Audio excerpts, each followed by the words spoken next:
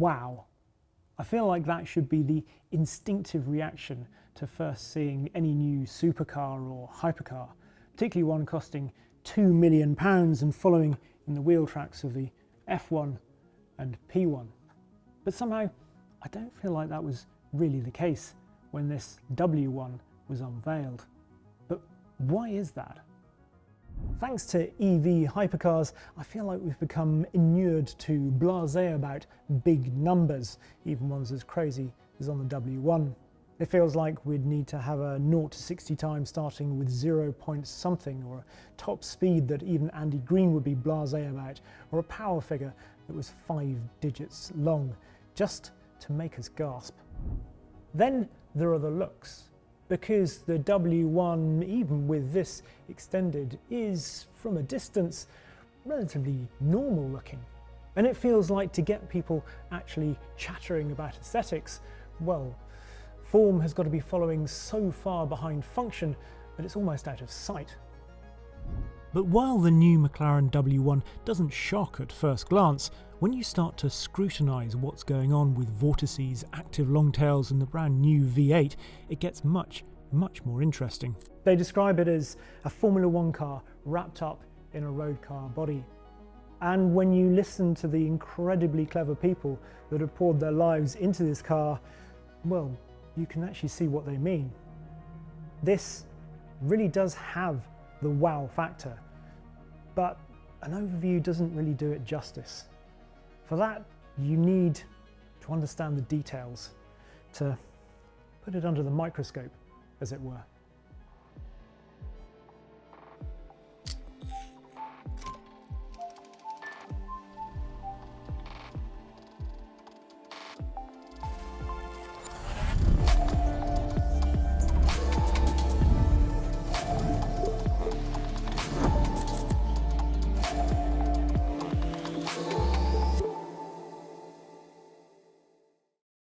If this film energises your diffuser, then do please think about joining the Hagerty Drivers Club. You get an award-winning magazine and myriad other benefits. To find out more, just click on the link below.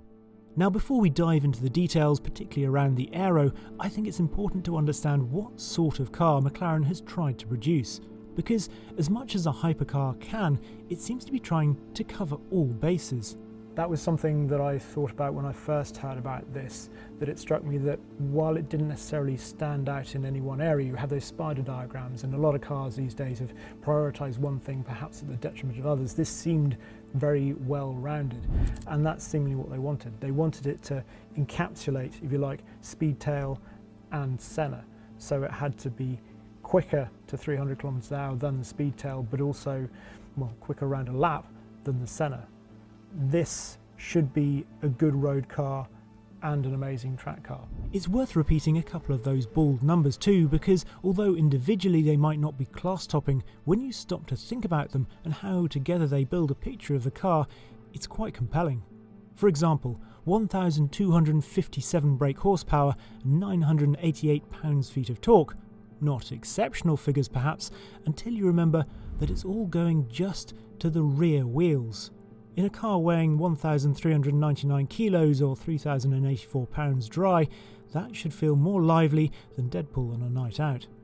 Now, to help me navigate around the minutiae of the W1 is Chris Harrison, who is McLaren Automotive's Vehicle Integration Director and Deputy Chief Technical Officer.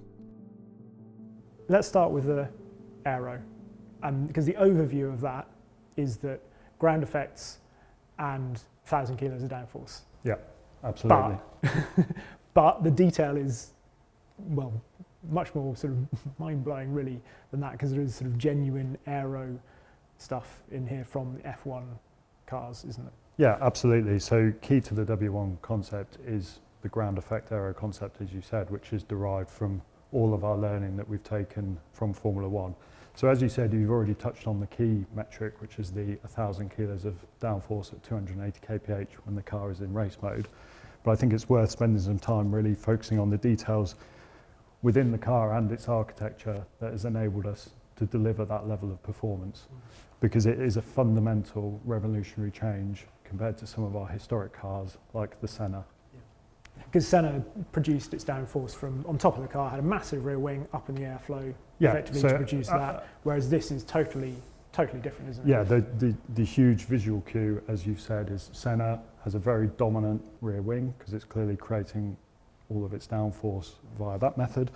And then what you can see on the W1 is a really clear, sleek form finishing with the McLaren active long tail, which extends 300mm rearward from the rear of the car, effectively extending the diffuser. Which is quite a different thing to the big wing up in the airflow creating most of the downforce, whereas that is working much more with the diffuser underneath it. Yes, to create general downforce. So it's a different sort of, you look at it and think, I look at it, you know, because I'm not an aerodynamicist, and you instantly think, well, that's a rear wing just like P1, Senna, whatever, whereas it's not at all. It's actually a very different. Yeah, it's a very different concept. So we've had to make a number of really key critical architectural choices with W1 to deliver the aerodynamic concept. And key to that is the McLaren aero cell. So this is a bespoke new carbon tub specifically for W1, where we have optimized the underbody of the car specifically to achieve the ground effect aerodynamics. Also going as far as the fixed driver position with the high raised footbox, enabling us to optimize the airflow underneath the car. The incredibly clever person behind the aero concept is Robin Algu. He worked as an aerodynamicist for the Formula 1 team for 6 years before coming across to automotive to work on the Senna and Senna GTR. Unable to put a wing bigger than the Senna's on the W1, he turned to ground effects to break the apparent aero ceiling. In his words, his aim was to bring Formula 1 levels of flow control to a road car. This essentially means generating vortices at the front of the car to push out all the massive tyre jet turbulence that usually gets sucked into a diffuser and has always been the limiting factor in road cars.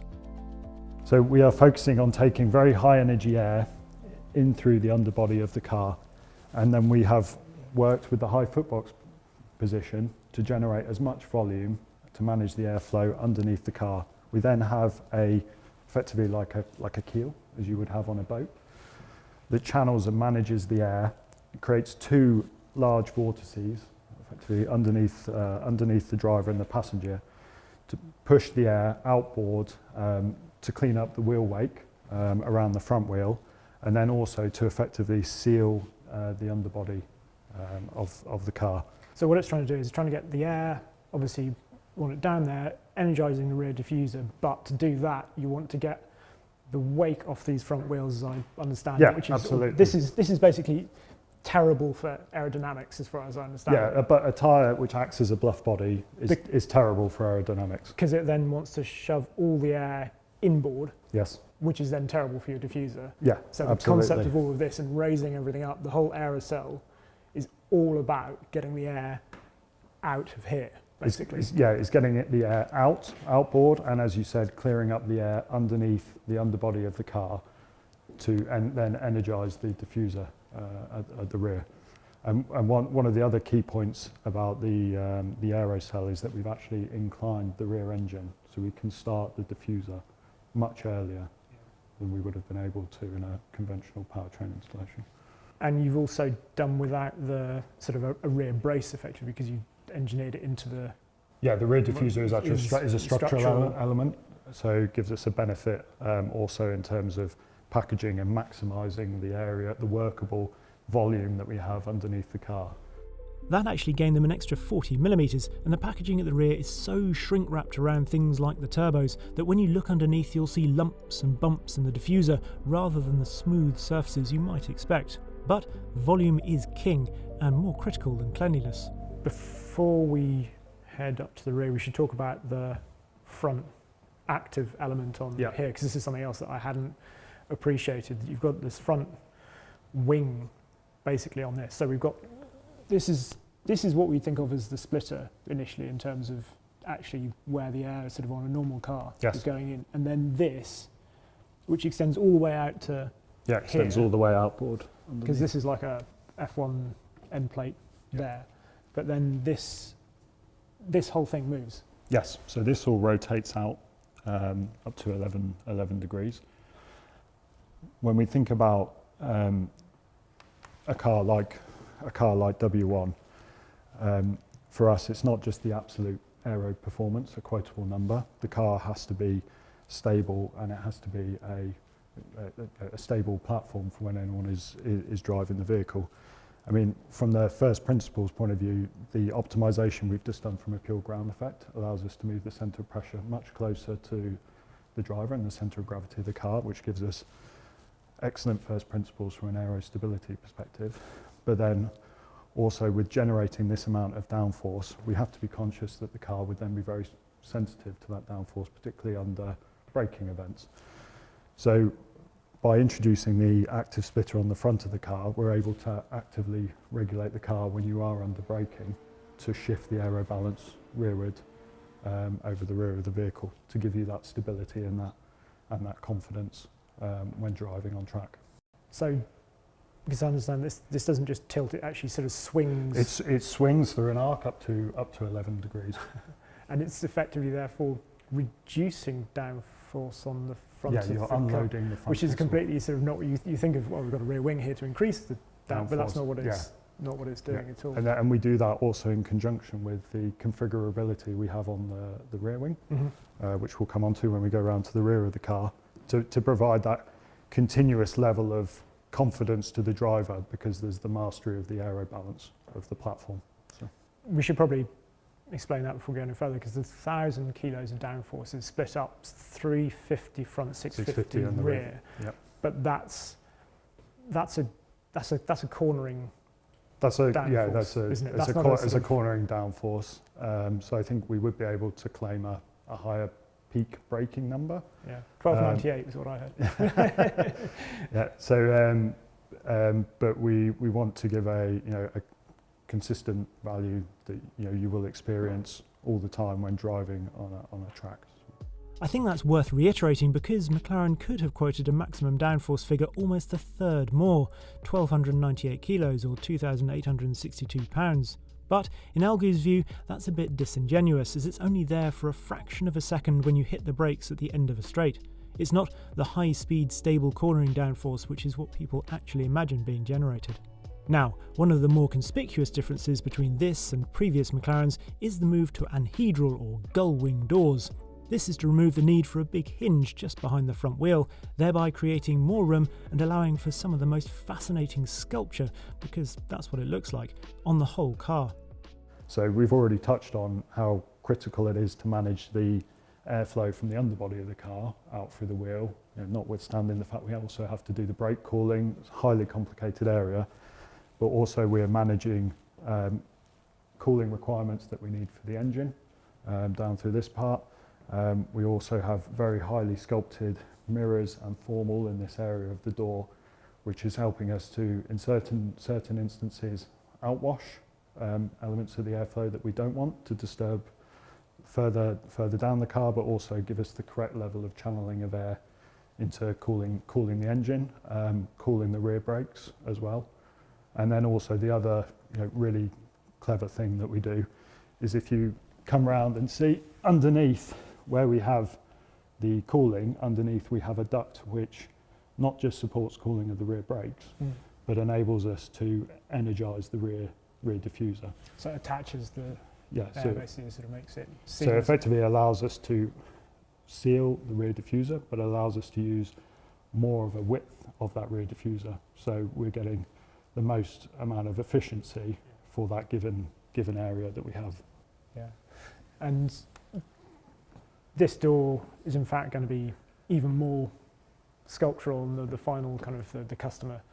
Yeah, absolutely. I think the customers are really going to enjoy spending time with their cars and seeing all the way around all the fine details that have been formed by the performance requirements and the aerodynamics. I mean, even already pretty amazing, isn't it? So this is directing the air down for the engine cooling, as I understand it, and this is a very specific 45-degree angle. Yeah, 45 degrees. Yeah. And hours and hours and hours in the wind tunnel. And this looks, like a very cool wing mirror, but it looks like a wing mirror. But yes. that's been through ridiculous numbers of iterations to Yeah, get it to that shape. absolutely. So, you know, to support W1, we've had to develop new methodologies. We've, you know, worked alongside, you know, with racing to understand those methodologies as well, and we've really honed all our technical knowledge, and we've generated world firsts, particularly in the area of aerodynamics and what we've been able to achieve and put in what is still a road car. You know, all through the hard work and the diligence of the team. And these are asymmetrical. They are asymmetrical. Yeah, yeah. Robin Algu and his team put the car through a 350-hour F1 wind tunnel program and tested 5,000 points, running a 50% scale model with a steering rack and real pneumatic tyres so they could get that important contact patch deformation information. The end result is that when you put the underbody airflow of the W1 alongside that of an MCL 35 F1 car, there is a genuine likeness. Even the windows on the W1 are more aero than you might first think. The little cutout windows here as well, small. because you couldn't have a full window going down. That would have then absolutely. Yeah, to into package the full drop-in glass into this form, so everything is being driven by aerodynamic form and performance. And it harks back to the F1 as well. Yeah. This piece, talk to me about. So we call this the flow diverter. So what this effectively does is, after we've had air that's travelled through the cooling system on top of the car, we attach the air to the surface with what's called the boundary layer, and for the given concept of the rear wing that extends, we have to make sure that we're constantly feeding that with a clean throughput of air.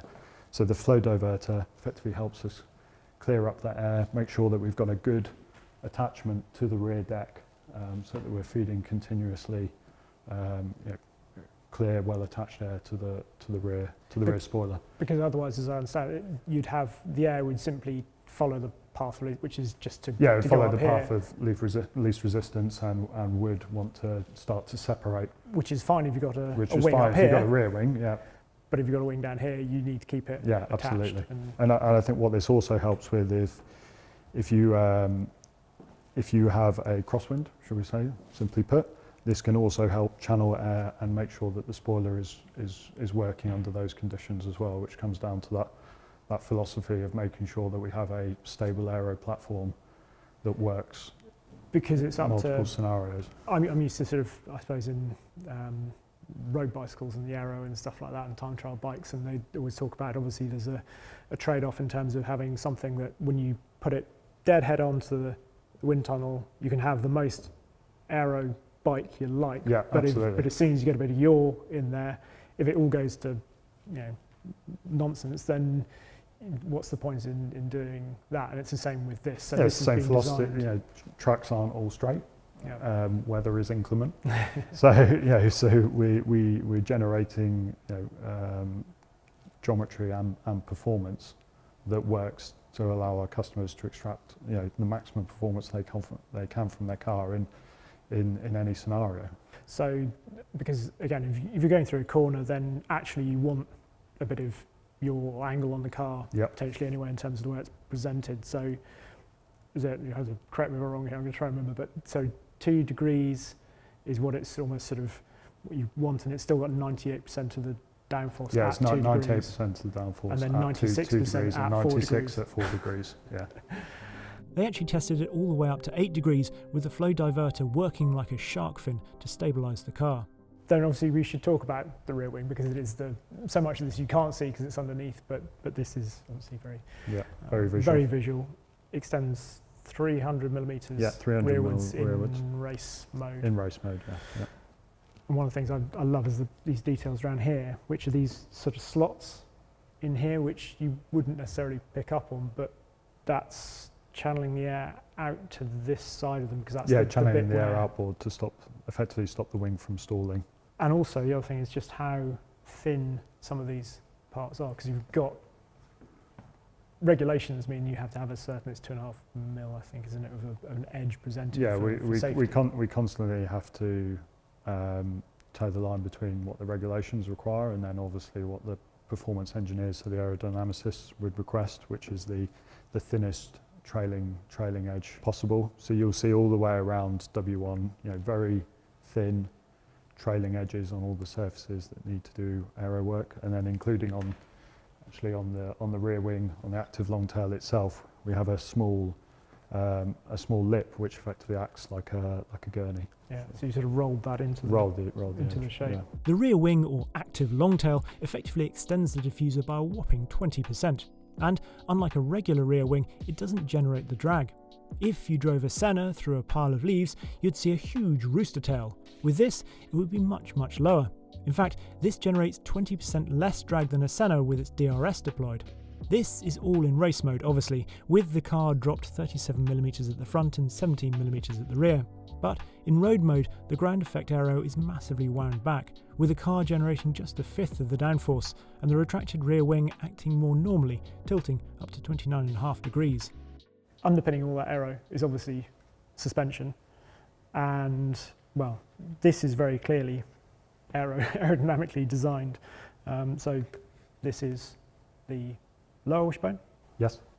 And you work with Divergent, I think. Yeah, so we have a technical partnership with Divergent, which was set up by Kevin Zinger. Is that right? Yeah, it's part of the Zinger group. What we see here is effectively a first for McLaren in terms of 3D printed suspension components. The beauty of the technology is that we're able to create a homogenized form, so you can clearly see how this has been sculpted by the demands that the geometry needs to have purely for aerodynamics. We've talked a lot about, you know, the challenges we have, particularly around and the criticality of managing the airflow particularly in the front wheel arch, and this technology is fundamental to helping us achieve that particularly in a weight efficient manner. And there's a couple of things. Obviously, this sits higher than it would on a normal car, as it were, to get it again out of that. Yeah, so we've done a lot of work, as we've talked about, because we're working the volume underneath the car from a ground effect perspective, to make sure that whilst not raising the overall height of the car, because that would mean we failed, but making sure we're keeping that airflow as clear as possible. So that means working to optimise everything in the underbody geometry from that perspective. So this sits about 100mm higher, 80 to 100mm higher, I think you said, than normal. It's also attached directly to the tub. Correct. Well, is that right? Yeah, so correct. That's another thing that designing this whole aero cell, this means it I think with the aero cell, as we've talked about, having the front longitudinals very much inboard, and how we've lifted the underbody to manage the airflow, that's also enabled us to carry over effectively an F1 derived front inboard suspension, which is, you know, part of what enables us to achieve the great dynamic performance that W1 has. Because if you looked on sort of P1 or any other conventional supercar, you'd have spring and damper sitting out in that, where it should just ruin everything that you've tried to do. Absolutely. So you can see that they actually sit up. Yeah, we've got this great feature on the bonnet, so you can look in and see the inboard spring damper assembly. The other big thing with this is you've got the third element, or the heave. Yes. Setup, so heave again, so is effectively, it's the straight up and down. Yeah, heave is the motion straight up and down. And that's what you want to control for a aero platform. Yeah, absolutely. For an aero platform, particularly one working in ground effect, you can imagine that any motion in heave would be detrimental to controlling the stability of the overall platform. And you could obviously do that with, you know, greater spring rates overall, but then you lose the ride. You lose the ride and compliance. So exactly as you said, we've introduced this third element. So when we're in race mode, we effectively have a heave element that sits across between the corners, and enables us to lock out and manage those double wheel inputs in particular, which are particularly challenging when you're trying to manage the stability of the platform. And what's the suspension at the rear then? Is it still presumably double wishbone? So it's still double wishbone on the rear. We have an active drop link which enables us to lock out and have the same effect on the rear axle. But you've got conventional springs and dampers, presumably opposite setup in there, because you don't need to get them in Yes, board. yeah. Again, that third element at the front is pure Formula One, as is the use of titanium. The brake cooling ducts have also migrated some of their design straight from Lando Norris's side of the building, helping to generate downforce and manage wake. The brakes themselves are Brembo's very latest, with an additional ceramic layer that both improves durability and allows for a more aggressive pad material. Helped by new Pirelli Trofeo RS tyres, 265s at the front, 335s at the rear on either aluminium or magnesium wheels, the result is a claimed stopping distance from 124 miles an hour to zero of just 100 metres. The W1 could then accelerate back up to 124 miles an hour in just 5.7 seconds, which leads us nicely into the powertrain. And although a 4-litre turbocharged V8 sounds very familiar, it is actually entirely new. But what are the differences? Fundamentally, it's allowed us to step back and look at everything from first principles. So, notwithstanding the benefits that we've made in terms of power, torque, and efficiency, we've also been able to develop a powertrain that's 13 kilos lighter than the previous V8. It's also 40 millimeters shorter, which is work we've done through optimization and utilization of plasma coating on the cylinders, for instance. That enables us to reduce the overall length of the engine and helps with the weight, but also helps us keep the weight closer to the centre of the gravity of the car, so is all upside and virtuous, and it helps us contain the overall dimension of the vehicle as well. New turbos? Yeah, Yes. so new turbos. Bigger turbos? Yeah, we've taken, shall we say, continuous learning, both through methodology, working with suppliers on material selection, with a particular focus on achieving low-end torque. So we've worked very, very hard and closely to optimise the powertrain's response, particularly in lower RPM, and we've done that with particular focus, looking at the turbo and compression. And you've obviously got two types of injection on this now, so you've got port and direct. Yes, we have injection. GDI and PFI injection, which is really critical for achieving not just the emissions compliance, but also the fuel flow rate that we also need for the top end performance. The man behind the new MHP8 engine is the very modest Richard Jackson, and obviously he and his team have been developing this not just for the W1, but with other future models in mind as well. It's all aluminium, weighs just under 200 kilos, uses sliding finger followers with a DLC coating, and has hollow intake and exhaust valves to help it rev to 9,200 RPM. There are very small intake manifolds for transient response and longer exhaust headers for better sound, although it's probably going to struggle in this regard against the current crop of naturally aspirated engines from Cosworth. The chain drive has been moved to the back of the engine, and to cope with the higher crankshaft loads, the torsional vibration damper has been enclosed in the crankcase, with active cooling in the form of oil jets for the silicon damper. Total output for the engine alone is 915 brake horsepower, over 100 bhp more than the McLaren Senna GTR, while 30% more torque is available from as low as 2,500 RPM. Of course, in the W1, it will have a helping hand in that area, with 324 pounds-feet coming instantly from the thing I'm holding. Radial flux e-motor with the control unit on the back. This is 20 kilos. Yeah. I will say it's about nearly half of what if you were holding the same unit from the P1. So it's a fantastic bit of engineering. So revs to 24,000 RPM and achieves the 347 PS. And the other interesting thing is where this sits, because this now sits sort of downstream of the clutch. Yes, yeah, So- absolutely. So one of the constraints you have with feeding a lot of power, should we say, upstream of the clutches, is you have to then design the clutches to manage all of that. We made very early on the decision to effectively mount this motor downstream of the clutches, so it effectively feeds in its power through the gearbox via the even gears, but that allows us to extract the maximum amount of torque efficiently. Yeah. So it's a completely new gearbox as well. Yeah, so completely new gearbox as well. So it's a 8-speed DCT, no mechanical reverse. So this is also doing the job of the reverse gear as well. Powering the e-motor is an evolution of the Speedtail battery with improved cooling to cope with sustained track use. And its tiny 1.384 kilowatt-hour capacity is really all about adding performance, because it can only provide 1.6 miles of pure EV running. Just enough to slink away from the house quietly as you head off early for a track day, at which point you have the option of a Grand Prix powertrain mode for consistency over a lot of laps, or sprint for maximum e-module deployment over one lap. Overall, the interior message is, well, we've got fixed seating.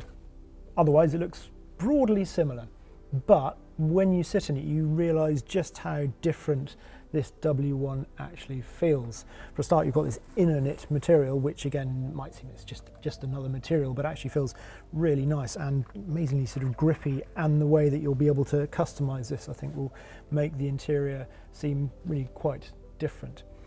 The other thing that strikes me about this is the fact that yes, this screen here and that one there, and obviously the controls up here are all familiar, but the way it's all been sort of pared back, skeletonized, epitomised really, in fact, in this wheel, which I hadn't noticed before, really takes it to another level, something we haven't seen in McLaren road cars before, I think. Buttons on the steering wheel as well, which we did have in P1. We've got aero on this side and boost on this side, the familiar paddles attached to the wheel behind there. Sitting in here, obviously you can move the pedal box and then the steering wheel in order to be able to get comfortable. Otherwise you've got this fixed seat here. It's pretty tight. You realise just how small this is, how tightly packaged it all is for the aero. I love the fact you can see that front wheel there as well. It's yeah, an interesting interior. And the other thing I'm really pleased about is the view out, because one of the big things you sit in something like an Artura, and just the view of the road ahead is just amazing. The car's really easy to place, to look through corners, and I was wondering whether sitting back in the car, because it's fixed, whether that would have been compromised. It doesn't feel like it, certainly sitting here, because you can see those front arches really clearly, and these are the thinnest A-pillars that McLaren's had on any road cars. So yeah, view out undiminished. One other thing about this interior, luggage space, because it's meant to be usable, so if you move these headrests forwards you can access luggage area behind there. Not enormous, but probably enough to fit a couple of weekend bags behind there. 117 litres of space to be precise. Some other numbers, well, the carbon sun visors are just 3mm thick, the interior is 60% exposed structure, and that steering wheel is 16mm smaller in diameter. The pedal box moves, and there is thankfully more room between driver and passenger than there was in the P1. Aerodynamics have even made their way into the cabin too, with the instrument binnacle apparently doubling as a flow diverter for air from the HVAC vent. Comfort and cup holders have then been taken into consideration, and that seems to come back to one of the guiding principles of this W1. If you could only have one car, so it's the F1, P1 and now W1, the one car, they want this to be it. So the car that you could use for everything, that has that massive breadth of ability. Admirable, desirable even for the fortunate few hundred people that will get to own one, but not really something that will make the W1 become a home screen wallpaper on thousands of smartphones. However, its hypercar rivals just might. P1 for me was undoubtedly elevated hugely really by the fact it had the LaFerrari and the 918 Spider from Porsche to compete against. Having that trinity elevated all of them. We've got the F80 from Ferrari, Porsche's next move, we're waiting to see. But I think once we see this on the road with its competitors and we get to feel how they all differ or are similar, that will also make it more exciting. And for all the talk of aero performance, which can feel rather alienating, we shouldn't overlook things like the retention of hydraulically power-assisted steering. That's a real rarity these days. There is pure hydraulic braking too. Marcus Waite, a former F1 race engineer who worked with 11 drivers during his career but is now head of performance attributes for the W1, he enthuses about what the driver will feel through the steering rack and the way the e-diff deploys the power to the rear wheels. That sense of confidence-inspiring connection. He's adamant that this W1 should be fun as well as fast. Clearly there are going to be plenty more fascinating details when the W1 reaches production spec. But the ultimate wow factor should, and I think will, come when we finally get to drive this.